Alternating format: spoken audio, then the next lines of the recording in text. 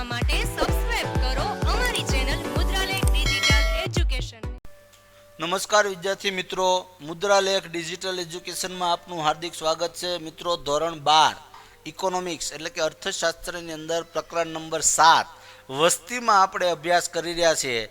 તો વસ્તીની અંદર મિત્રો આપણે આગળ પ્રશ્ન જોઈએ તો કે વસ્તી નિયંત્રણના ઉપાયોની વિગતવાર સમજૂતી આપો। તો પહેલું આવે છે વસ્તી નિયંત્રણ માટે લોક શિક્ષણ અને જાગૃતિ। તો કે જન્મદરને નીચો લાવવા માટે લોકો નાના કુટુંબનું મહત્ત્વ સમજે તે અત્યંત જરૂરી છે અને તે માટે શિક્ષણનો પ્રચાર કરવો જોઈએ। ખાસ કરીને સમાજને સ્ત્રીઓના શિક્ષણ અંગે જાગૃત કરવા વધુ જરૂરી બને છે, કારણ કે સ્ત્રી શિક્ષણનો જેટલો ફેલાવો થશે એટલું કુટુંબ નિયોજન થશે। આ માટે સંદેશા વ્યવહારના જુદા જુદા માધ્યમો દ્વારા વસ્તી શિક્ષણ પરના ખાસ નિયમો પ્રસારિત કરવા જોઈએ। તો કે શાળા કોલેજોમાં નિષ્ણાત વ્યક્તિઓના ભાષણો, ત્યારબાદ એના વ્યાખ્યાન ગોઠવવા, એવા નાટક ગોઠવવા, એવા મૂક અભિનય એટલે જે ઓલા મૂંગા નાટકો કરવામાં આવે છે તે, તો એને લગતા ગીતો બનાવવા, આના બધા કાર્યક્રમો દ્વારા આ બધા લોક શિક્ષણ માટેના કાર્યક્રમો કહેવાય। તો બધા કાર્યક્રમો દ્વારા સ્ત્રીની અંદર શિક્ષણ જાગૃતિ લાવી શકાય। અને વળી વર્ષ 2000ની વાત કરીએ તો 2000 વર્ષની વસ્તી નીતિમાં મહિલા વિકાસ ઉપર ભાર મૂકવામાં આવ્યો છે અને કોઈ પ્રસિદ્ધ વસ્તી શાસ્ત્રીએ કહ્યું છે કે તે મુજબ શિક્ષણ એ સંતતિ નિયમનનું સર્વશ્રેષ્ઠ સાધન ગણાય। તો આમ લોક શિક્ષણ માટે જાગૃતિ લાવવી એ વસ્તી નિયંત્રણ માટેનો મસ્ત ઉપાય છે। કુટુંબ નિયોજન કાર્યક્રમની અસરકારકતા। તો કુટુંબ નિયોજન અંગેના કાર્યક્રમને વધુ અસરકારક બનાવવા માટે આજે લોક શિક્ષણની સાથે સાથે કુટુંબ નિયોજન સેવા અને કુટુંબ નિયોજન સવલતો એટલે કે સુવિધાઓમાં વધારો કરવામાં આવ્યો છે। લોકોને નાના પરિવારનું મહત્ત્વ સમજાય તે માટેના ઘણા બધા કાર્યક્રમો સરકારે હાથ ધર્યા છે। તો તે માટે સંતતિ નિયમનના સાધનોના સાદા, સસ્તા અને સુલભ એટલે કે સરળતાથી ઉપલબ્ધ થઈ રહે એ જરૂરી છે। દાખલા તરીકે કુટુંબ નિયોજન માટેના જે કાંઈ સાધનો જોતા હોય એ સામાન્યમાં સામાન્ય વ્યક્તિને સરળતાથી પ્રાપ્ત થાય એ રીતે એની વ્યવસ્થા ઊભી કરવી જોઈએ। ઈસવીસન 2000ની વસ્તી નીતિમાં કુટુંબ નિયોજનના કાર્યક્રમોમાં ફેરફાર કરીને વંજિત્વકરણને અપાતા વધુ પડતા મહત્ત્વને ઘટાડવામાં આવ્યું તથા અનૈચ્છિક ગર્ભધારણને અટકાવવા માટે અન્ય સલામત પદ્ધતિઓ ઉપર ખાસ ભાર મૂકવામાં આવ્યો। આ ઉપરાંત મહિલાઓની લગ્ન વય અને દરજ્જામાં વધારો। તો કે કાયદા દ્વારા લગ્ન માટેની વયમાં વધારો કરી એમાં ખાસ કરીને સ્ત્રી લગ્ન વય વધારીને જન્મદરમાં ઘટાડો કરી શકાય। કારણ કે પહેલાં આપણે બાળ લગ્ન થતા હતા એટલે ગર્ભધારણ કરવાની વય મર્યાદા 15 વર્ષથી લઈને 49 વર્ષ સુધીની હતી।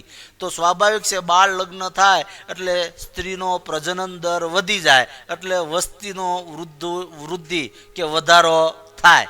પણ જો સ્ત્રીના લગ્નની વય વધારવામાં આવે તો પ્રજનન દરનો જે સમયગાળો છે એ ઘટાડી શકાય।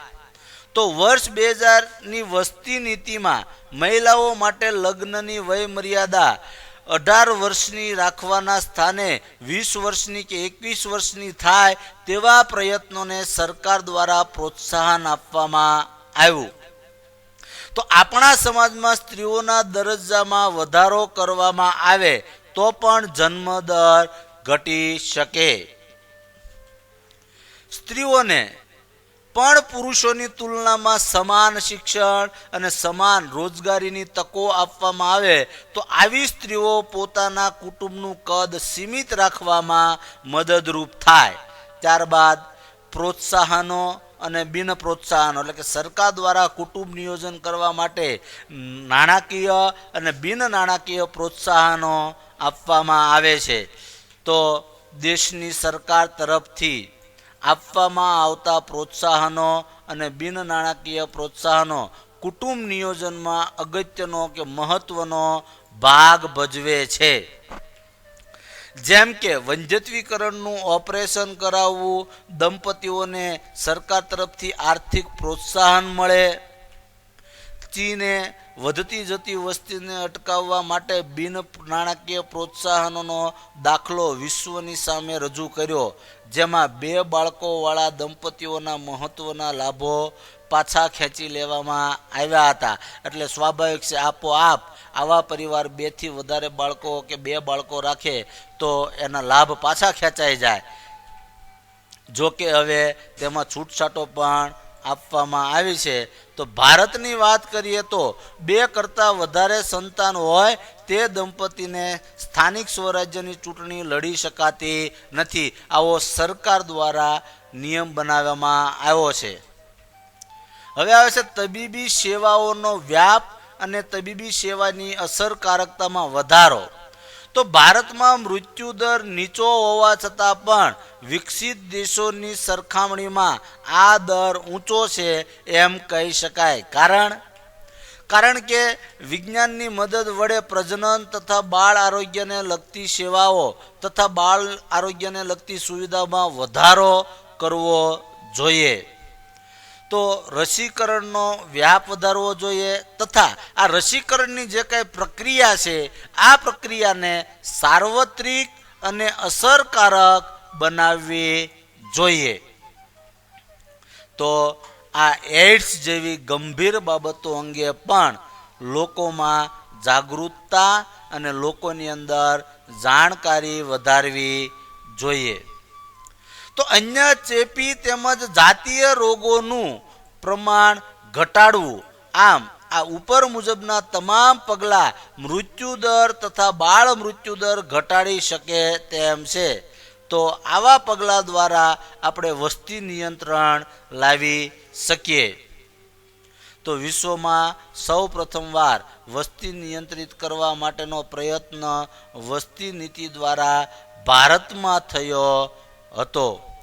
અને નવી વસ્તી નીતિ એટલે કે 2000ની વસ્તી નીતિ માટેની સમિતિની રચના ડૉક્ટર MS સ્વામીનાથનના નેતૃત્વ હેઠળ થઈ હતી.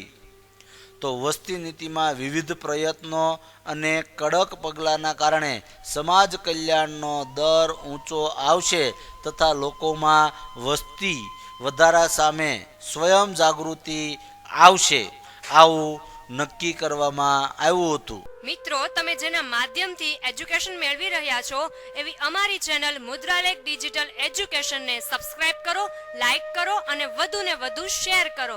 આ ઉપરાંત અમારા ડિજિટલ એજ્યુકેશનના માધ્યમોનો પરિચય કરાવું તો પ્લે સ્ટોરમાં 11/12 કોમર્સ ગુરુ નામે એપ્લિકેશન છે. આ ઉપરાંત FB અને ઇન્સ્ટામાં પણ મુદ્રાલેખ ડિજિટલ એજ્યુકેશન નામે પેજ ચાલે છે. Thank you. Come again. Best of luck.